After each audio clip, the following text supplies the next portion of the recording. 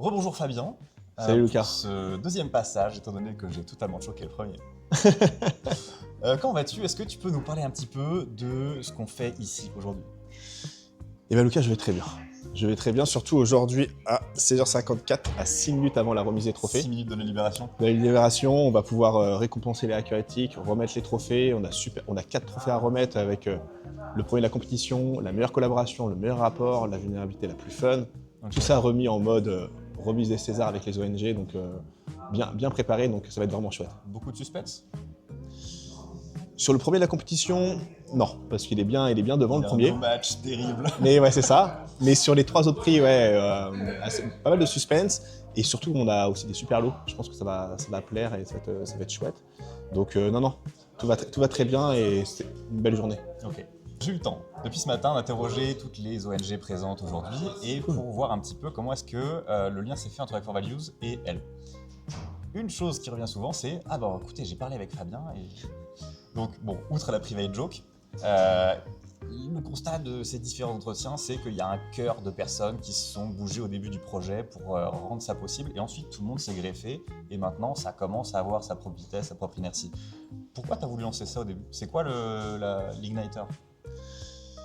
Il y a différents éléments. Il y a le côté… après, j'ai toujours été assez engagé, appliqué dans le mode associatif. Et après, c'est parti dans mes expériences en cyber, à gérer la cyber dans différentes organisations. Et je crois que j'étais un des premiers à faire du bug bounty en France. Et c'était vraiment chouette. Et c'était chouette par rapport au… J'avais vraiment trouvé quelque chose qui allait enrichir et renforcer des stratégies en cyber et quelque chose d'efficace. J'aimais bien le côté impact, efficace et concret, qui était très complémentaire avec le reste de la stratégie cyber. Et je trouvais que ça apportait beaucoup de valeur. Et à chaque fois, c'était, on va dire, un succès dans les organisations. Et là, en discutant avec les ONG, quand je discutais, je pouvais parler avec eux, ils avaient des enjeux cyber, la même chose, mais ils étaient un petit peu démunis. Mais démunis sur le côté, est-ce qu'on travaille sur les bons sujets, est-ce que c'est impactant? Et là, je me suis dit, le bug bounty, ça marche super bien et ça apporte beaucoup de valeur aux organisations privées. Pourquoi pas le faire bénéficier aux ONG? Et d'où viennent les sujets? Comment le financer? Comment le mettre en place? Qui va relire les rapports? Et le premier sujet, c'est « Ok Fabien, c'est cool, tu as cette idée, tu as envie de faire ça, tu veux pousser, mais tout seul, je peux rien faire. Est-ce que derrière, j'ai des personnes qui vont me suivre, des ethical hackers bénévoles qui vont me suivre ?»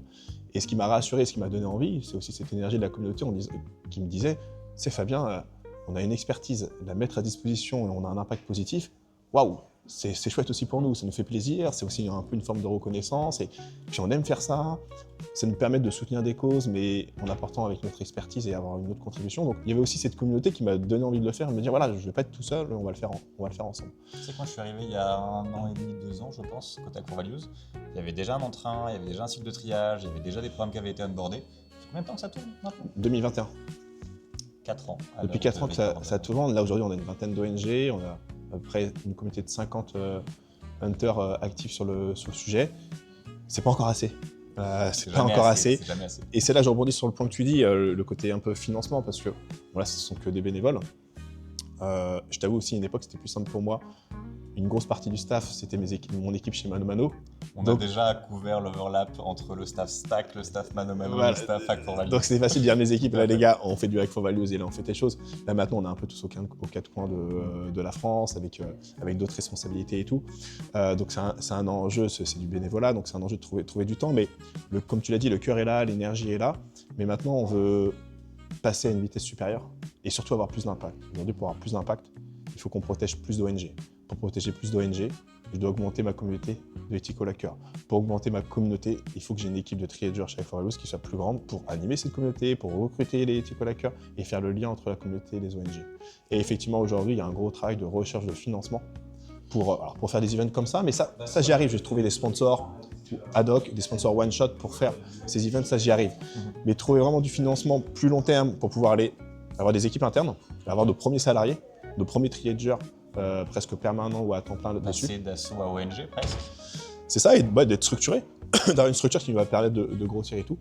C'est mon vœu le plus cher, j'y travaille fortement et effectivement c'est la partie la plus challengeante, okay. La partie financement. Oui, la tech finalement ça se fait, mais le côté soulever des montagnes pour aller trouver les budgets, mobiliser le monde, organiser. En gros l'idée elle est là, ça parle à tout le monde, ça a de l'impact, donc tout le monde me dit ouais c'est chouette et tout, on veut être là. D'avoir participé à ça. Voilà. Mais après, de cranter le côté, il nous faut des financements plus importants, c'est le challenge, mais ça fait voilà, on fait des belles rencontres, on avance quand même, et encore aujourd'hui, on fait cette seconde édition, 2 fois plus de monde, 2 fois plus d'ONG, 2 fois plus de rapports,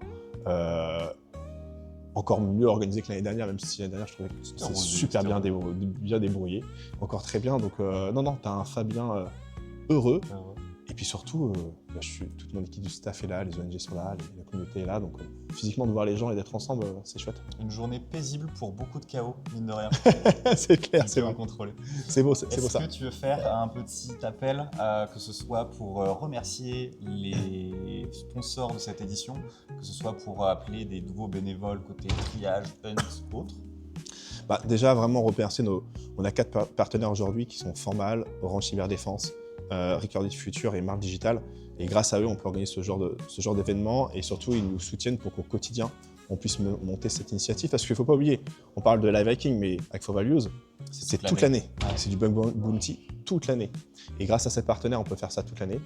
Un grand merci aux ONG, parce que je suis impressionné quand je vois les ONG, je les rencontre en moins de 30 minutes. Elles sont convaincues. La maturité du staff. Les discussions intéressantes et tout de suite partant pour améliorer. Mais c'est dingue, on pourrait dire des grosses ONG vont avoir le côté « Oh non, ça nous fait peur » ou « C'est compliqué, on n'est pas sûr, on n'est pas prêt ». Ou l'inertie, tout bêtement. L'inertie, entièrement. Et à chaque fois, je rencontre une ONG, c'est super, oui, on veut le faire, et en 30 minutes, j'ai un go de la direction. Moins diversique dans le pro. C'est clair, ils sont plus agiles. Et donc, merci beaucoup à toutes les ONG. Cette communauté de hackers éthiques, parce que sans ces hackers éthiques, il n'y a pas de Hack for Values. C'est clair et net. Et franchement, quand tu vois l'énergie, le temps et le plaisir qu'ils partagent à faire ça, c'est une chouette récompense pour nous. C'est une journée de bien entre amis, entre nouvelles rencontres qui deviennent des amis sur la durée, et à faire des trucs utiles. Et effectivement, je suis content parce qu'on arrive vraiment à trouver le côté, là, c'est du hacking utile et solidaire. Et ce que j'aime bien encore, comme aujourd'hui, on essaie de garder ce mix étudiant et professionnel. Parce que les étudiants, c'est la future génération qui va faire de la cyber. Et faire ça avec eux, on les embarque et on les accompagne et on transmet. Tu veux dire que là où le monde pro a du mal avec les jeunes, les étudiants alternants, nous, on prend tous les gens qui sont motivés pour les aider à step up? T'as tout compris. Ah là là, quel grand seigneur. C'est le mindset et la motivation le plus important. On en rigole, mais honnêtement, c'est le ressenti de la journée. Donc c'est chouette. Et donc non, et s'il y a un appel à faire, on cherche plus de triagers dans l'équipe Hack for Values, donc de rejoindre le staff et nous rejoindre sur la partie triage. Et puis après, effectivement, des partenaires pour nous aider et continuer et raconter cette belle histoire on a fait un petit bout de chemin, mais encore du chemin à faire. Donc voilà, un peu à ce niveau-là. Complètement. Un grand merci Fabien. Un grand merci à toi. Et à vous qui nous regardez, venez aider Yanzax et Dry à faire du triage et bien d'autres aussi. C'est clair. Ils vous seront très reconnaissants et en vrai, il y a moyen d'apprendre beaucoup aussi en faisant cette partie-là du job. Parfait. Ciao, à bientôt. Bonjour Yassir, comment vas-tu? Ça va très bien et toi? Ça va très bien également. Alors, j'aimerais que tu me parles un petit peu plus des dessous de cet événement, côté Hack for Values. Qu'est-ce que ça demande? Pourquoi est-ce qu'on fait cet événement? Comment on le fait? Pourquoi on fait cet événement? Alors, on va peut-être commencer par le pourquoi et puis après, on va regarder le comment on le fait. Pourquoi on le fait? Parce que ça fait pas mal d'années qu'il y a tout un débat sur les hackers, leur rôle dans la société. Il y a beaucoup de fantasmes derrière, beaucoup d'imaginaires qui sont propulsés par les journalistes, par le cinéma, etc. Et il y a quand même beaucoup de monde dans l'écosystème cyber, dans l'écosystème des technologies, même dans l'entrepreneuriat, qui considère que, à juste titre, les hackers ont un rôle extrêmement important à jouer dans la société. Ben, maman me le dit, elle me dit que je me bouge pas assez. Ah là là là là, tu vois, et donc on réfléchissait sur des manières de continuer de soutenir cette image du hacker, parce qu'il y a beaucoup d'initiatives, il n'y a pas que nous. Et du coup, on s'est dit, une des manières de soutenir et peut-être aussi de respecter la philosophie du hacker qui est beaucoup autour du faire les choses, pas juste yaka faucon, c'est de mobiliser, de la pratique, exactement, d'appeler les bonnes volontés pour dire écoutez, est-ce que ça vous dirait d'aider les ONG à sécuriser leur système d'information de manière bénévole. Et c'est des choses qui existent globalement autour des ONG, il y a beaucoup d'initiatives pour les aider. C'est parti de ça parce qu'on s'est dit, en fait, c'est un peu le croisement de tous les défis, quoi. D'un côté, ça permet de mettre en avant de manière concrète les compétences des hackers. De l'autre, ça permet de protéger des gens qui, au quotidien, ils ont vraiment besoin d'aide parce qu'ils ont des sujets de budget, mais ils ont surtout un vrai enjeu, tu sais, les données que les ONG, derrière, dans le vrai de vrais humains qui se battent pour des idéaux, qui n'ont pas forcément l'image qu'ils devraient avoir, ou en tout cas la perception chez certaines personnes qui peuvent les dénigrer, mais globalement, c'est quand même des gens en qui on a confiance, globalement, la société. Et donc, et aussi, c'est des gens qui ont des données qui sont extrêmement sensibles. Les données sur les adhérents d'une ONG mondiale, ça vaut de l'or. Et donc, c'est très précieux. Et donc, c'est comme ça que cette initiative est née. Et écoute, on a eu la chance d'avoir beaucoup de soutien, beaucoup de gens qui ont cru, à commencer par des hackers qui se sont lancés, par des associations aussi. Et petit à petit, le projet a commencé à se développer, avec aussi l'idée peut-être d'aller chercher maintenant d'autres enjeux, impacter les politiques. D'où notre présence ici au ministère. Pareil, le fait de dire, oui, vous pouvez accueillir un live hacking event avec des hackers, oui, c'est des gens qui réfléchissent, qui aident et tout. Ça permet aussi de montrer ce monde-là d'une autre manière. Et on avait même aussi d'autres réflexions, plein de projets, on essaie d'y aller petit à petit. Mais typiquement, une des choses qu'on avait imaginées, c'est de dire, notre rêve, ça serait que dans quelques années, quand un citoyen, pas juste un hacker, quand un citoyen trouve une faille de sécurité sur une ONG par exemple, et qu'il la remonte et qu'il la documente et qu'elle est validée, que ça soit reconnu comme un don, et qu'il puisse avoir par exemple un chèque fiscal. Notre compétence et nom de temps. Voilà, parce qu'on considère que c'est de la vraie valeur. Il a vraiment travaillé quand il a trouvé une vulnérabilité, il a mis du temps et il protège sérieusement cette ONG. Et ça, on se dit, le jour où on arrivera à ça, on sera encore plus content, mais là, déjà, on est très content. Alors, comment on organise ça ? C'est beaucoup de travail ingrat. C'est des choses que tu fais toi aussi au quotidien. J'ai pas la pire.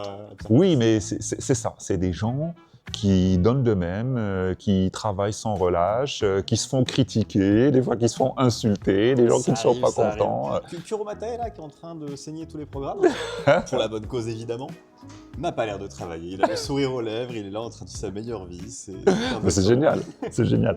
Mais tu vois, c'est beaucoup de ça, c'est beaucoup de transpiration, c'est vraiment beaucoup de gens qui, comme toi et moi, juste des citoyens lambda qui donnent de leur temps, qui y croient, qui travaillent. Et c'est beaucoup de soutien. Beaucoup de soutien aussi, tu vois, les associations nous font confiance, là les politiciens qui nous offrent le lieu pour qu'on puisse être, les hackers qui se déplacent, les sponsors bien entendu aussi. Et donc tu vois, c'est un petit peu, c'est un système qui se construit en fait, c'est plein de petites initiatives qui tout d'un coup te créent un truc global avec ses propres règles, son propre fonctionnement. Quelques éléments corps et un tas de plugins autour pour faire marcher tout ça. Alors moi j'y crois énormément, hein. C'est un peu les systèmes complexes dynamiques, c'est ça, tu as plein de petites parties. Et en fait, tout d'un coup, tu te retrouves avec un groupe où les propriétés du groupe, tu les trouves pas forcément dans les éléments. On va partir en philosophie. Non, on va s'arrêter là, excuse-moi. Ouais, on est plein à vouloir aider et du coup, ça a fini par aider d'une manière ou d'une autre. C'est les phénomènes, c'est exactement ça, c'est l'émergence, c'est le vrai terme, c'est ça. Nice. Un tout petit passage sur la plateforme, parce que quand même, il y a une certaine logistique. Comment est-ce qu'on peut amener ça ? Alors, je ferai des cuts. Ouais. Alors, écoute, nous, la plateforme, on a été très contents au sein de Yogosha d'offrir la plateforme. Non. Attends, vas-y, j'ai Non, c'est pas comme ça. J'ai l'idée. Ouais. Je te propose de remettre ta main comme ça. Ouais. Ok. Alors, tu m'avais dit que tu voulais pas trop en parler de base, mais pour moi, c'est important quand même de montrer tous les différents acteurs. Et donc, tu es venu aujourd'hui avec ta meilleure casquette Hack for Values. Ouais. Tu peux nous parler un tout petit peu de la plateforme, quand même, Yogosha, qui est votre bébé, qui permet de tenir cet événement aujourd'hui ? Oui, alors écoute, ça nous semblait naturel pour organiser un événement comme celui-là, pour lui donner le cadre sérieux, professionnel et autres, de pouvoir disposer d'une plateforme aux normes du marché, etc. Et forcément, étant partie des premières personnes qui ont lancé l'initiative et tout, on a proposé gracieusement d'avoir J'imagine bien. Écoutez, j'ai une plateforme de bug bounty, mais on va plutôt prendre un bon gros Excel. Oui, non mais Tu sais, ça fait ça. Au début, ça fait partie des réflexions que tu peux avoir, mais à un moment, on se dit, Tu l'as recodé, tu l'as, ça fait plaisir de faire un exactement, projet, et, c'est un projet. et on la met, ça facilite la tâche pour tout le monde. Ça sécurise aussi, globalement, aussi les participants, aussi bien les hackers éthiques que les ONG. Leur dire, C'est déjà là, c'est éprouvé. voilà, on va pas développer quelque chose from scratch, c'est quelque chose qui est éprouvé, parce que ça faisait partie aussi des enjeux. Quand tu vas rencontrer des ONG et que au début, tu leur expliques que, en fait, il va y avoir des hackers et tout, la question de où vont se trouver les rapports, comment on va les stocker, comment on va communiquer avec eux, c'est un sujet qui arrive très très vite sur la table. Et donc ça nous a permis, heureusement, de très vite enlever ce sujet-là et de se concentrer beaucoup plus sur comment on peut les aider quand on trouve des failles, comment on peut les embarquer, etc. etc. Ça en a fait un non-sujet pour que juste ça avance. Oui, c'est ça, exactement, tout à fait. Incroyable. Bon, la question que j'ai posée à tout le monde, c'est qu'est-ce qu'on souhaite à votre ONG? Mais est-ce qu'on est une ONG? Non. On est une écoute, asso. une association, Ouais. qu'est-ce qu'on peut souhaiter à l'association? Ce Plus- que je plus peux... de- Oui.